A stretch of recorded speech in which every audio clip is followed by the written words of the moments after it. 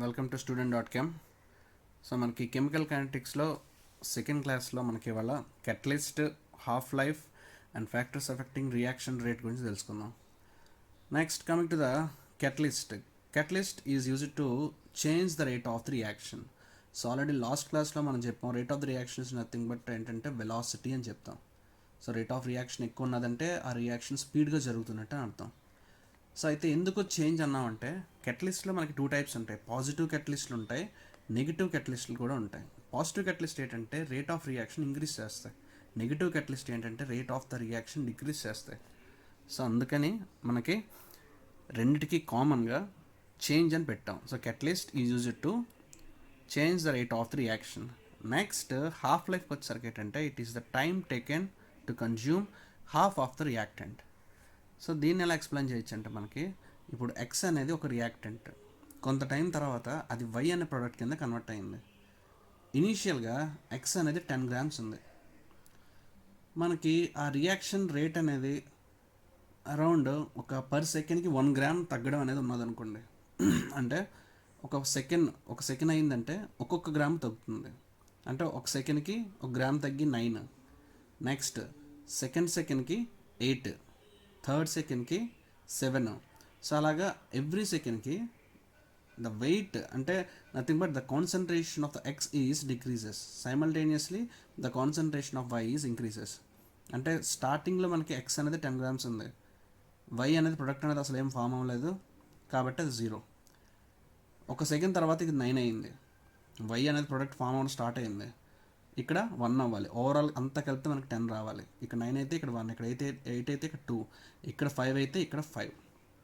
So ఓవరాల్గా మనకి ఈ 10 grams వెయిట్ నుంచి 5 gramsకి రావడానికి ఎంత టైం తీసుకుందో ఆ రెస్పెక్టివ్ టైమే మనకి హాఫ్ లైఫ్. అంటే ఒక రియాక్టెంట్ మనం కన్సిడర్ చేస్తే అది ఎంత క్వాంటిటీ లేకపోతే ఎంత కాన్సన్ట్రేషన్ ఉన్నది, దాంట్లో హాఫ్ కాన్సన్ట్రేషన్ లేకపోతే హాఫ్ వెయిట్ కన్వర్ట్ అవ్వాలంటే, హాఫ్ వెయిట్ కింద కన్వర్ట్ అవ్వాలంటే ఎంత టైం తీసుకుంటుందో ఆ టైమే హాఫ్ లైఫ్ అని చెప్తాం. Next coming to the factors affecting reaction rate. So ఏ కాంపనెంట్స్ రియాక్షన్ రేట్ని ఇన్ఫ్లుయెన్స్ చేస్తాయి చెప్పేవి ఈ 4 components: catalyst, concentration, temperature, chemical nature of the reactant. So already మనకి కెటలిస్ట్ గురించి ముందే తెలుసు. మనకి కెటలిస్ట్ అనేది ఒక రియాక్షన్ రేట్ని చేంజ్ చేయడానికి వాడతాం అని మనకు తెలుసు. ఇక్కడ ఈ కెటలిస్ట్ దగ్గర మనకు ఒక గ్రాఫ్ అబ్జర్వ్ చేయొచ్చు. ఇక్కడ ఎక్స్ యాక్సిస్ మీద రియాక్షన్ కోఆర్డినేట్స్, వై యాక్సిస్ మీద పొటెన్షియల్ ఎనర్జీ తీసుకొని ఒక 2 graphs ఇక్కడ డినోట్ చేసాం. ఫస్ట్ గ్రాఫ్ అనేది ఒక థిక్ లైన్, సెకండ్ గ్రాఫ్కి వచ్చేసరికి ఏంటంటే ఒక డాటెడ్ లైన్స్ చూపిస్తున్నాం. ఫస్ట్ లైన్కి వచ్చేసరికి ఏంటంటే ఈ కర్వ్కి వితౌట్ కెటలిస్ట్, సెకండ్ కర్వ్కి విత్ కెటలిస్ట్ అని రాసాం. అంటే దీని మీనింగ్ ఏంటంటే కెటలిస్ట్ యూస్ చేయలేనప్పుడు ఇది ఈ పార్ట్కి వచ్చేసరికి ఏంటంటే ఇది రియాక్టెంట్ మాట. ఈ రియాక్టెంట్ అనేది ఇక్కడ డెస్టినేషన్ అంటే ప్రొడక్ట్ ఫామ్ అవ్వడానికి లాంగ్ రన్లో అది ప్రొడక్ట్ ఫార్మేషన్ ఇన్వాల్వ్ అయ్యింది. కెటలిస్ట్ లేనప్పుడు అంటే ఎక్కువ టైం తీసుకుంది రియాక్టెంట్ అనేది ప్రొడక్ట్ కింద కన్వర్ట్ అవ్వడానికి. ఇన్ ప్రెజెన్స్ ఆఫ్ కెటలిస్ట్ కేసుకి వచ్చేసరికి ఏంటంటే ఆల్రెడీ ముందే చెప్పాం, it changes the rate of reaction. ఈ పర్టికులర్ కేసులో ఏంటంటే రేట్ ఆఫ్ రియాక్షన్ అనేది ఇంక్రీజ్ అయ్యింది. అంటే ద సేమ్ రియాక్టెంట్ అనేది ప్రొడక్ట్కి అంటే డెస్టినేషన్ ఫామ్ అవ్వడానికి తక్కువ టైంలోనే మనకి ప్రొడక్ట్ అనేది ఫామ్ అయింది. So rate of reaction is increases. So reaction coordinates కేసుకి వచ్చేసరికి ఏంటంటే రియాక్షన్ అనేది టువర్డ్స్ ప్రొడక్ట్ వైపు వెళ్తుందని చెప్పడానికి ఈ రియాక్షన్ కోఆర్డినేట్స్ మాట. It denotes the path of the reaction. Next coming to the potential energy. Potential energy కేసుకి వచ్చేసరికి ఏంటంటే ఫర్ ఎగ్జాంపుల్ మన దగ్గర ఒక బీకర్ ఉంది. సో బీకర్లో వీ హ్యావ్ ఒక 20 ml ఆఫ్ HCl ఉంది. ఆ 20 ml ఆఫ్ HClకి నువ్వు మళ్ళీ అగైన్ బయట నుంచి మళ్ళీ ఇంకో HCl యాడ్ చేశారనుకోండి, ఆ రెండింటి మధ్య రియాక్షన్ ఏమైనా ఉంటుందా అంటే ఏ రియాక్షన్ ఉండదు. ఎందుకంటే ఇది HCl అది HCl. సో రియాక్షన్ లేదు అంటే దాని మధ్యన పొటెన్షియల్ ఎనర్జీ లేనట్టే, అది కలవట్లేదు. అదే HCl అనే వచ్చి కన్సిడర్ చేసాం అనుకోండి, అంటే మనకి వెజల్లో ఉన్నది 20 ml HCl, బయట నుంచి యాడ్ చేస్తుంది సోడియం హైడ్రాక్సైడ్ అనుకోండి. ఈ కేసుకి వచ్చేసరికి ఏంటంటే మనకి రియాక్షన్ జరుగుతుందని చెప్తాం. ఇది ఒక యాసిడ్, ఇది బేస్ అని చెప్తాం. ఆ రెండు కలిస్తే మనకి సాల్ట్ అనేది ఫామ్ అవుతుందని చెప్తున్నాం. ఆ సాల్ట్ అనేది ఎందుకు ఫామ్ అవుతుందంటే because of the attraction forces between the acid and base. ఎందుకు అట్రాక్షన్ ఫోర్సెస్ ఉన్నాయంటే because there exist A potential difference. ఆ రెండింటి మధ్యన పొటెన్షియల్ ఎనర్జీ అనేది డెవలప్ అవ్వడం వల్ల ఆ రెండు ఒకదానికొకటి కలిసి మనకి సాల్ట్ అనేది ఫామ్ అవుతుంది. సో రియాక్షన్ అనేది ఒక దగ్గర ప్రొసీడ్ అవుతుందంటే పొటెన్షియల్ ఎనర్జీ ష్యూర్గా ఉన్నట్టే. పొటెన్షియల్ ఎనర్జీ ఉన్నప్పుడే ఒక రెండు కాంపోనెంట్స్ కంబైన్ అయ్యి మనకి ప్రోడక్ట్ అనేది ఫామ్ అవుతుంది. నెక్స్ట్ కేసుకి వచ్చేసరికి ఏంటంటే chemical nature of the reactant. So మనకి రియాక్టెంట్స్కి వచ్చేసరికి ఎయిదర్ అయానిక్ కానీ లేకపోతే కోవలెంట్ కాంపౌండ్స్ కానీ ఉంటాయి. అయానిక్ కాంపౌండ్కి వచ్చేసరికి rate of reaction is high, whereas covalent కాంపౌండ్కి వచ్చేసరికి రేట్ ఆఫ్ రియాక్షన్ చాలా తక్కువ ఉంటుంది.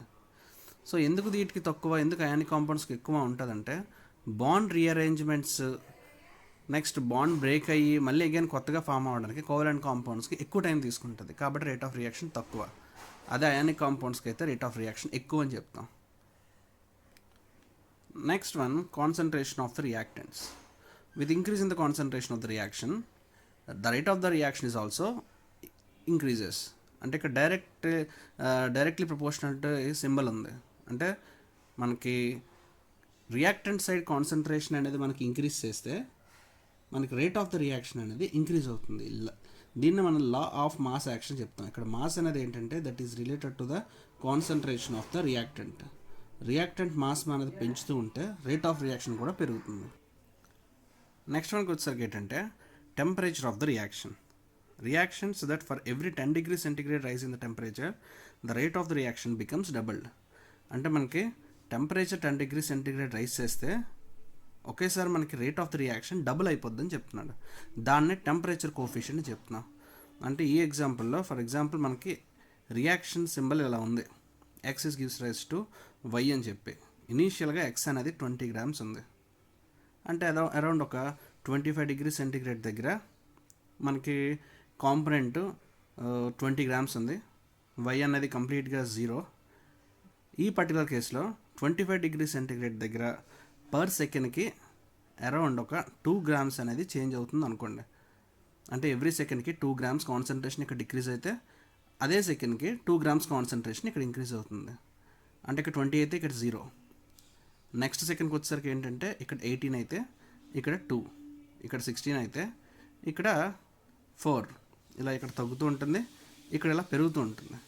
సో ఇక్కడ ఈ పర్టికులర్ కేసులో మనకి రేట్ ఆఫ్ రియాక్షన్ ఎలా ఉంటుందంటే సెకండ్కి 2 grams అనేది చేంజ్ అవుతుందని చెప్తాం. For every 10 degrees centigrade rise in temperature rate of reaction becomes double. అంటే మనకి ఇప్పుడు 25 degrees centigrade దగ్గర కన్సిడర్ చేసిన రియాక్షన్ 35 దగ్గర చూసాం అనుకోండి, అరౌండ్ సెకండ్కి 4 grams అనేది ఇక్కడ తగ్గడం స్టార్ట్ అయితే ఇక్కడ 4 grams అనేది పెరగడం స్టార్ట్ అవుతుంది.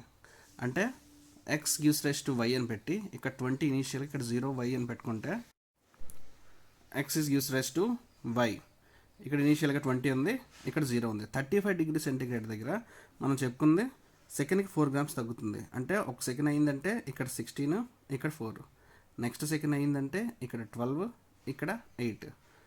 కాబట్టి ఇక్కడ మనం ఏం చెప్తామంటే 10 degrees centigrade టెంపరేచర్ రైజ్ చేస్తే రేట్ ఆఫ్ రియాక్షన్ అనేది డబుల్ అయిపోద్దని చెప్తాం. దాన్నే టెంపరేచర్ కోఎఫిషియంట్ అని చెప్తాం.